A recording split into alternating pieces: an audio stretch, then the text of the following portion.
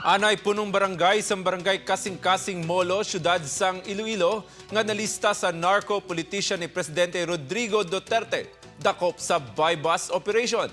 Si Daryl Maris Sarmiento nakatutok.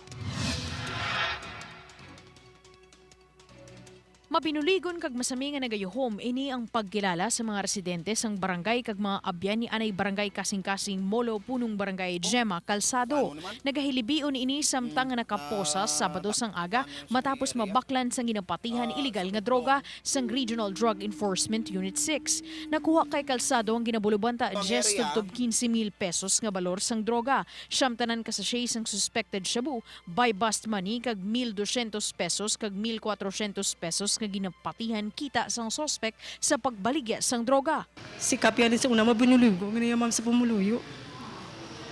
Halos tanan yung bisan mula doon sa kwartaya. May mga ospital. Bisan nga pangutang, nasa ma'am, importante mabulig is pumuluyo. Yeah. Number 1 kagawad sa barangay si Calzado kag madumduman kabahin siya sa una nga ginlawag ni Presidente Rodrigo Duterte nga isa sa mga narco-politician. Tungod sini ginakabig sang otoridad nga isa ka high value target level 2 si Calzado. Na-monitor namon nga on and off ang operation niya. Prior sina ano lang siya mo listed sa protectors. But sa may nadakpan kami nga downline ni Leito Dicta drug lord, nakuha na mo information nga nag-intrust sa illegal drug trade. Bisan ang bagong nga opisyalis ng barangay ang hindi magpati nga nagaduso sang illegal nga droga ang anay kapitan. Wala ka mo nagkapati. Basta nagkakalatang subong.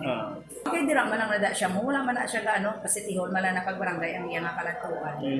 Anay na nga gin paidalom sa tukhang si Calzado kag anay na nga gin panginwala ang iya kahilabtanan sa illegal nga droga. Daryl Maris Sarmiento, One Western Visayas.